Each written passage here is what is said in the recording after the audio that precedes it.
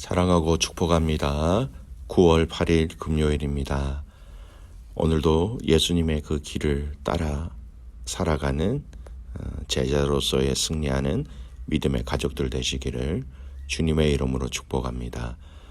오늘 말씀은 영적 감각을 잃어버리지 마십시오라는 제목으로 함께 말씀을 나누고자 합니다. 오늘 말씀은 열왕기상 2장 36절에서 46절까지의 말씀입니다. 말씀을 봉독합니다. 왕이 사람을 보내어 시므이를 불러서 이르되 너는 예루살렘에서 너를 위하여 집을 짓고 거기서 살고 어디든지 나가지 말라. 너는 분명히 알라. 네가 나가서 기드론 시내를 건너는 날에는 반드시 죽임을 당하리니 네 피가 네 머리로 돌아가리라. 시므이가 왕께 대답하되 이 말씀이 좋사오니 내 주 왕의 말씀대로 종이 그리하겠나이다 하고 이에 날이 오래도록 예루살렘에 머무니라. 3년 후에 시므이의 두 종이 가드 왕 마아가의 아들 아기스에게로 도망하여 간지라. 어떤 사람이 시므이에게 말하여 이르되 당신의 종이 가드에 있나이다. 시므이가 그 종을 찾으려고 일어나 그의 나귀의 안장을 지우고 가드로 가서 아기스에게 나아가 그의 종을 가드에서 데려왔더니 시므이가 예루살렘으로부터 가드에 갔다가 돌아온 일을 어떤 사람이 솔로몬에게 말한지라. 왕이 사람을 보내어 시므이를 불러서 이르되 내가 너에게 여호와를 두고 맹세하게 하고 경고하여 이르기를 너는 분명히 알라. 네가 밖으로 나가서 어디든지 가는 날에는 죽임을 당하리라 하지 아니하였느냐. 너도 내게 말하기를 내가 들은 말씀이 좋으니이다 하였거늘 네가 어찌하여 여호와를 두고 한 맹세와 내가 내게 이런 명령을 지키지 아니하였느냐.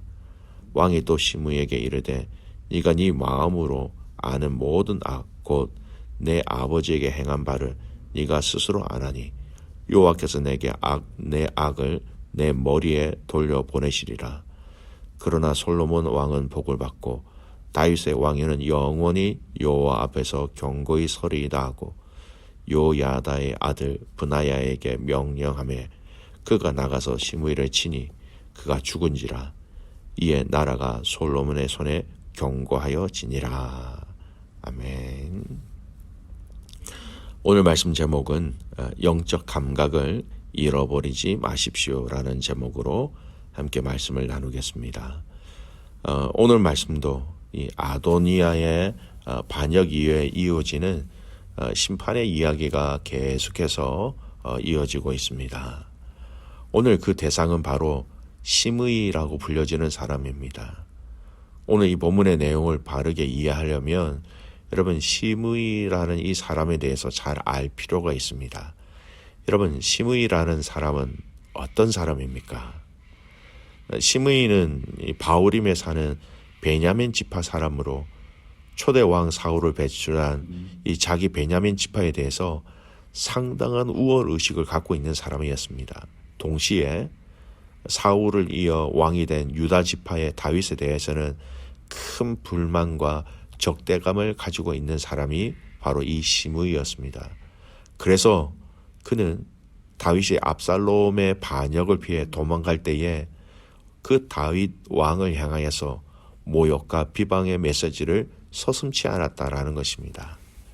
그가 그에게 다윗에게 얼마나 모욕적인 이야기를 하였는지를 한번 읽어드리겠습니다. 사무엘하 16장 5절에서 8절까지 말씀. 다윗 왕이 바울임에 이름에 거기서 사울의 친족 한 사람이 나오니 게라의 아들이요 이름은 시므이라.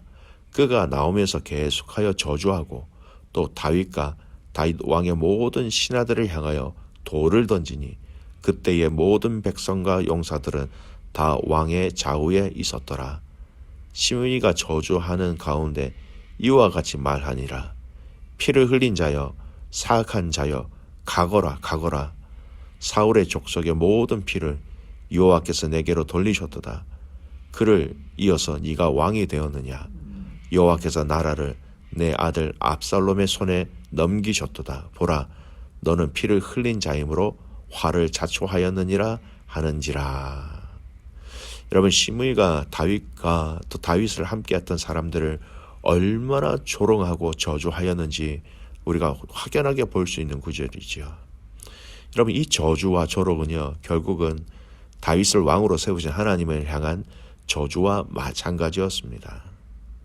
그러나 다윗은 이러한 시므이를 그 당시에 여러 가지 복잡한 상황으로 인하여서 처단하지 못하고 그의 처단을 여러분 솔로몬에게 부탁했다라는 겁니다. 열왕기상 2장 8절 9절 말씀 보십시오. 이 말씀이 있습니다. 바후의 베냐민 사람 게라의 아들 시므이가 너와 함께 있나니 그는 내가 마하나임으로 갈 때에 악독한 말로 나를 저주하였느니라.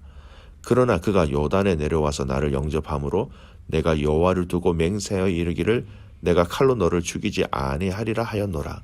그러나 그를 무지한 자로 여기지 말지어다. 너는 지혜 있는 사람이므로 그에게 행할 일을 알지니 그의 백발이 피 가운데 수월로 내려가게 하라. 다윗이 솔로몬에게 이 시므이에 대한 일들을 정확하게 부탁하였다라는 겁니다. 부친 다윗으로부터 이러한 유언을 들은 솔로몬은 이 시므이를 처형하기 위해서 결코 경솔하게 행동하거나 불법적인 방법을 사용하지 않고 지혜로 대처하였습니다. 그것이 바로 오늘 이 본문의 내용이죠. 그 방법이 바로 그에게 생명을 살릴 수 있는 조건을 붙여서 자신의 거주지에만 살게 하였다라는 겁니다. 그 거주지를 떠날 때 그는 죽게 될 것이다 라고 말하였고 시므이도 그렇게 하겠다라고 동의를 하였습니다. 근데 오늘 본문은 그가 그의 거주지를 떠나 도망간 자신의 두 종을 잡기 위하여 그곳을 벗어난 것이 솔로몬의 귀에 들어갔고 그래서 그는 솔로몬의 명령으로 죽게 되었다라는 것입니다. 시므이는 결국 다윗을 조롱하고 저주한 죄값, 이는 하나님을 조롱하고 하나님의 세우신 나라에 대한 반역에 대한 죄값으로 인하여 죽게 되었다라는 것입니다. 여기서 우리가 주목해야 할 것은 시므이의 행동이라는 겁니다. 자신의 주거지를 떠나면 죽게 될 것을 분명히 들었고요. 그리고 또한 그 조건에 대해서 여러분 동의하였다라는 겁니다. 사실은 이 조건은 시므이에게 죽음을 피할 수 있게 하는 은혜의 방편이었습니다. 근데 이 은혜의 방법인 그 거주지에 거한다는 것, 그걸 알고 있었음에도 불구하고 도망간 두 종을 잡기 위해서 나갔다가 거주지를 벗어났다가 여러분 죽게 되었다는 것을 주목해 보십시오.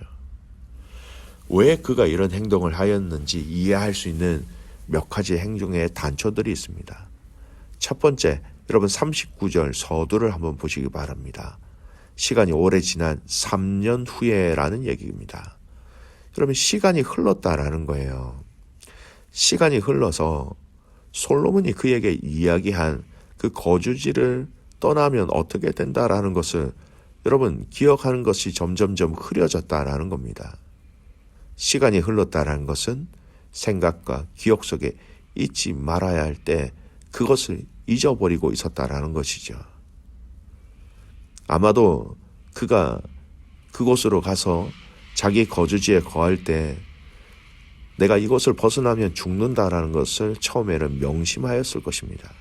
그런데 3년이라는 이 시간이 지나면서 이 기준, 이 조건들에 대해서 서서히 무감각하게 되었다라는 것이죠. 여러분 오늘 믿음의 성도들이 조심해야 될 것이 바로 이것입니다. 우리의 영적 감각이 무감각해져서는 안 된다라는 겁니다. 그래서 성경은 믿음의 성도들을 향하여 이 영적으로 무감각한 것에 대해서 주의해야 할 것을 여러 가지 비유와 여러 가지 성경을 통하여 얘기하고 있습니다. 그 의미 중에 핵심적인 단어가 바로 깨어 있어라라는 것입니다. 여러분 깨어 있지 않고 잠을 자거나 졸면은요 우리의 감각, 우리 인지하는 이 상태는 문제가 생기게 된다라는 겁니다. 우리가 깨어 있지 않고 여러분 자거나 졸면은요 우리의 감각은 여러분 거의 다 반응하지 못할 때가 많다라는 겁니다. 성경에 깨어 있어라라는 이 말, 깨어라는 이 단어가 정말 많이 나옵니다. 제가 한번 읽어드릴게요. 고린도전서 16장 13절. 깨어 믿음에 굳게 서서 남자답게 강건하라. 골로새서 4장 2절 말씀. 기도를 계속하고 기도에 감사함으로 깨어 있어라. 데살로니가 5장 6절 말씀. 그러므로 우리는 다른 일과 같이 자지 말고 오직 깨어 정신을 차릴지라. 깨어 강건하라. 깨어 굳게 서라. 깨어 감사함으로 기도하고 깨어 정신을 차리라 라고 사도 바울은 그가 섬긴 교회를 향하여 그렇게 외치고 있다라는 겁니다. 우리 예수님께서도 여러분 이 영적 무감각에 대해서 정말 주의해야 될 것을 친히 말씀하고 계십니다. 마태복음 24장 42절 말씀. 그러므로 깨어 있으라. 어느 날에 너희 주가 임하는지는 너희가 알지 못함이니라. 주님 다시 오실 그날 깨어 있지 아니하면 알지 못하고 준비하지 못하고 여러분 깨어 있으라. 감각을 죽이지 말라라고 예수님도 얘기하셨다라는 겁니다. 요한계시록의 말씀에 보면 또 이렇게 나오지요. 보라 내가 도둑같이 오리니 누구든지 깨어 자기 옷을 지켜 벌거벗고 다니지 아니하면 자기의 부끄러움을 보이지 아니하는 자는 복이 있도다. 주님 도둑같이 오신다라고 말씀하셨는데 누구든지 깨어 있어야 자기 옷을 지키고 자기 옷이 빼앗기지 아니하므로 벌거벗은 상태가 되지 아니한다라는 겁니다. 영적으로 깨어 기도하고 그 길을 지켜보라라는 것입니다. 여러분 파수꾼이 제일 두려워해야 할 것은 졸음, 잠입니다. 졸거나 잠을 잔다면 있으나 마나한 사람이 되는 것이죠. 오히려 그를 세워놓고 그가 졸거나 잠을 잔다면 공동체가 더 위험하게 가는 길로 여러분 방관하는 자가 된다라는 것입니다. 사랑하는 귀한 믿음의 가족 여러분, 우리를 영적으로 무감각하게 하는 것들이 정말 많이 있습니다. 오늘 시므이는 왜 그 거주지를 떠났습니까? 그가 오랜 시간이 지났기 때문에 영적인 감각이 떨어졌다 그뿐 아니라 그가 그 거주지를 떠난 이유는요, 그의 두 종 때문이었습니다. 여러분 종은요 그 당시 재산입니다. 굉장히 중요하고 가치 있는 것이 종이라는 것이죠. 그 재산을 잃어버릴까 봐 아까워서 그만 그곳을 거주지를 떠났다라는 것이지요. 사랑하는 믿음의 가족 여러분, 우리의 영적 감각이 마비되지 않도록, 잠들지 않도록, 졸지 않도록 여러분 깨어있기를 주님의 이름으로 축복합니다. 틀림없이 우리의 영적 감각을 무디게 하는 것들이 있습니다. 그것이 어떤 것들인지 여러분 삶에서 발견하고 찾아내시기를 바랍니다. 계속해서 반복해서 여러분을 넘어지게 하는 것, 계속해서 여러분 마음속에 어느 한 대상과 또는 어느 한 상황과 환경에 매이게 하는 것들이 있다면 우리의 영적 감각을 무디게 하고 있다는 것입니다. 그리고 그것이 더 이상 여러분 삶의 영향력이 끼쳐지지 않도록 여러분 막아 싸우시기를 바랍니다. 영적 감각을 무디게 하는 것에 있어서 여러분 맞서서 싸우셔서 이기셔야 한다라는 겁니다. 시므이는 자신이 주거지를 떠나면 죽는다는 것을 알면서도 그것을 떠났고 죽었습니다. 감각이 무뎌졌습니다. 그리고 그 두 종이라는 재산이라는 그것이 너무 아까웠기 때문이죠. 믿음의 가족 여러분, 저와 여러분은 복음을 알고 있습니다. 알고 있는 이 복음적 삶을 살아가는 데 있어서 절대적으로 그 무감각한 요소들을 여러분에게 가까이 두지 마시기를 바랍니다. 저와 여러분의 기억 속에 그 존재 속에 이미 복음이 녹아져 있습니다. 이 복음을 통하여 영적으로 깨어 있음으로 말미암아 승리하는 저와 여러분이 되시기를 주님의 이름으로 축복합니다. 아멘. 기도하겠습니다. 하나님 아버지, 감사와 찬송과 영광을 주님 앞에 올려드립니다. 하나님, 깨어있는 자들 되게 하여 주십시오. 깨어 기도하는 자들 되게 하여 주십시오. 깨어 준비하는 자들이 되게 하여 주십시오.